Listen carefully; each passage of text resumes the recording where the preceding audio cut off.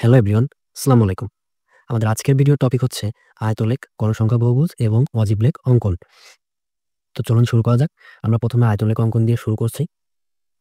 এখানে আয়তলেখ অঙ্কনের ক্ষেত্রে আমাদের ২ টি জিনিস হলেই এনাফ। সেটা হচ্ছে শ্রেণী ব্যবধান এবং গণসংখ্যা। আমাদের কিন্তু এখানে একটি টেবিল দেওয়া আছে এবং সেখানে শ্রেণী ব্যবধান এবং গণসংখ্যা দেওয়া আছে।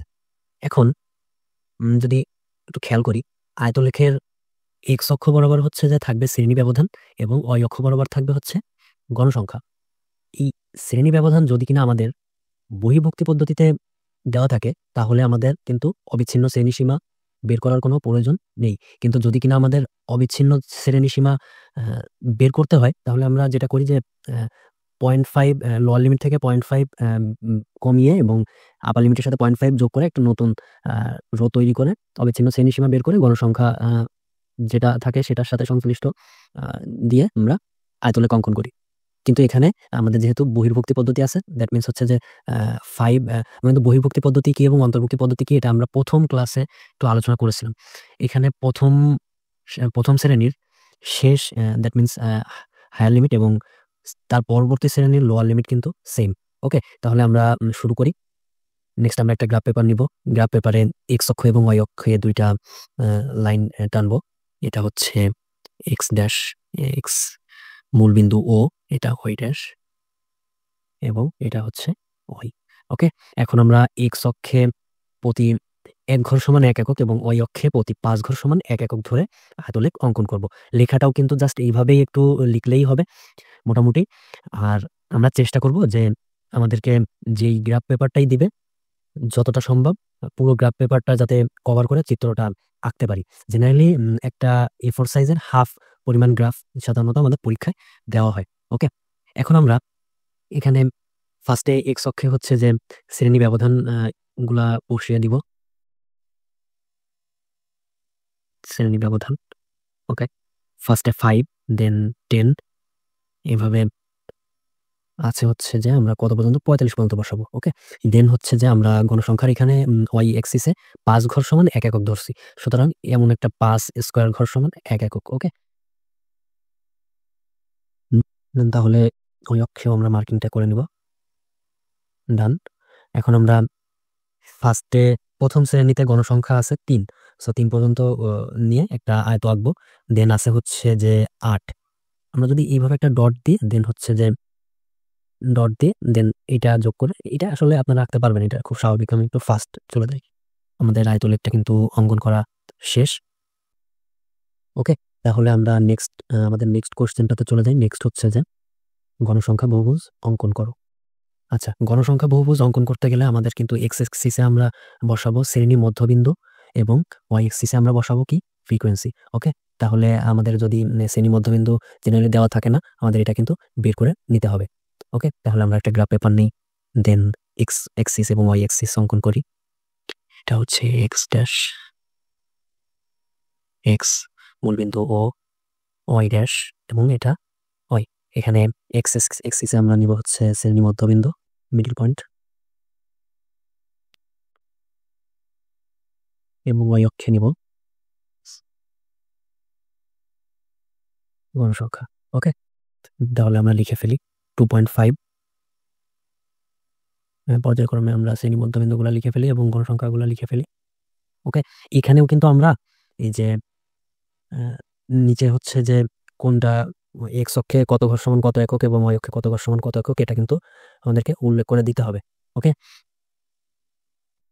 আচ্ছা, এখন আমরা যেটা করব, এখানে কিন্তু 0 থেকে 2.5 পর্যন্ত এই যে এরিয়াটা, এই এরিয়াটাতে কিন্তু আছে বোঝাতে আমরা ভাঙা চিহ্ন ব্যবহার করতে পারি। ঠিক আছে? এরপর হচ্ছে আমরা যেটা করব, গণসংখ্যাগুলা বসিয়ে ফেলবো মার্ক করে, করে। সো 2.5 মানে ১ম শ্রেণীতে গণসংখ্যা আছে 3, রাইট? এখানে একটা মার্ক করব। দেন 3 পরের সারিতে 8। ওকে? দেন হচ্ছে যে 10, দেন 12, দেন 10, দেন 12, সরি 10 এর পর 11, দেন 9 and 6, দেন 4. ওকে? এখন আমরা এই বিন্দুগুলাকে একটা বক্ররেখা দিয়ে ফ্রি হ্যান্ডে যোগ করে দিব। ফ্রি হ্যান্ডে না যোগ করলে কিন্তু হবে না। অনেকে স্কেল দিয়ে এইভাবে ডিরেক্ট দাগ টেনে দিতে পারেন। এটা কিন্তু আস্তে আস্তে আপনাকে করতে হবে। এখন ফার্স্টের দিকে আপনার কার্ভগুলা ভালো নাই আসতে পারে। সো তখন পেন্সিল দিয়ে দিয়ে একটু মুছে আপনারা অ্যাকুরেট করার ট্রাই করতে পারেন, যতটা সম্ভব সুন্দর দেখা যায়। আর প্র্যাকটিস করলে একটা পর্যায়ে অটোমেটিক হচ্ছে যে ভালো আসবে। দেন কানেক্ট করে ফেলি। ওকে, ডান। এখন আমরা হচ্ছে যে পরবর্তী নিয়তে চলে যাই। এটা আমরা এক্স অ্যাক্সিসে 5 ঘর সমান 1 একক এবং ওয়াই অ্যাক্সিসে এক্স অ্যাক্সিসে 1 ঘর সমান 1 একক এবং ওয়াই অ্যাক্সিসে 5 ঘর সমান 1 একক ধরে এটা অঙ্কন করেছি। নেক্সট অজীব রেখা অঙ্কন করো। অজীব রেখা অঙ্কন করার জন্য কিন্তু আমাদের কি লাগবে? শ্রেণী ব্যবধান এবং ক্রমযোজিত গণসংখ্যা। ওকে, মানে কিউমুলেটিভ ফ্রিকোয়েন্সি। তো এখানে আমরা একটা টেবিল দেখতে পাচ্ছি যেখানে শ্রেণী ব্যবধান, গণসংখ্যা এবং ক্রমযোজিত গণসংখ্যা দেওয়া আছে। ওকে, একটু মুছে দেই। ওকে, দেন আমরা তাহলে সেম ভাবে একটা গ্রাফ পেপার নিব।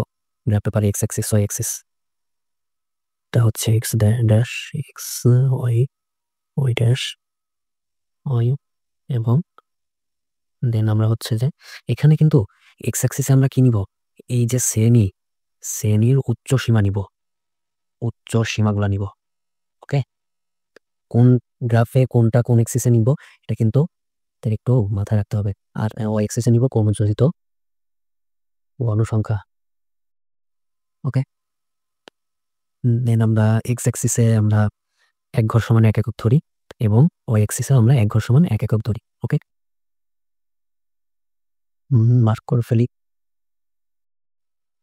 এক্স অ্যাক্সিস এবং ওয়াই অ্যাক্সিসে। ওকে, ডান। এখন আমরা যেটা করব, আমরা পর্যায়ক্রমে ক্রমযোজিত গণসংখ্যাগুলা বসানো শুরু করব। সো ফার্স্টে কত ছিল? 3। আমি একটু ডিফারেন্ট কালার ইউজ করি, ব্ল্যাক। দেন হচ্ছে কত ছিল? 11। আমরা কিন্তু এটা নিব, ক্রমযোজিত গণসংখ্যা 11। দেন হচ্ছে 21, দেন 33, 48, 59, then 68,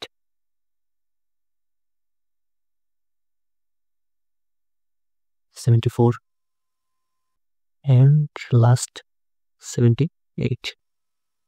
ওকে, এখন আমি এগুলোকে একটা ফ্রি হ্যান্ড কার্ভ দ্বারা যদি যোগ করে দিই, তাহলে যেই রেখাটা পাবো সেই রেখাটার নামই হচ্ছে যে অজীব রেখা। ওকে, আজকের ভিডিও এ পর্যন্তই। পরবর্তী ভিডিওতে আমরা এই অজীব লেখ থেকে কিভাবে আমরা বিভিন্ন কেন্দ্রীয় প্রবণতার পরিমাপ, যেমন মধ্যমা, কোয়ার্টাইলস, পার্সেন্টাইলস, ডেসাইল, এগুলা বের করতে পারি, সেগুলা নিয়ে আলোচনা করব। সকলকে ধন্যবাদ। আসসালামু আলাইকুম।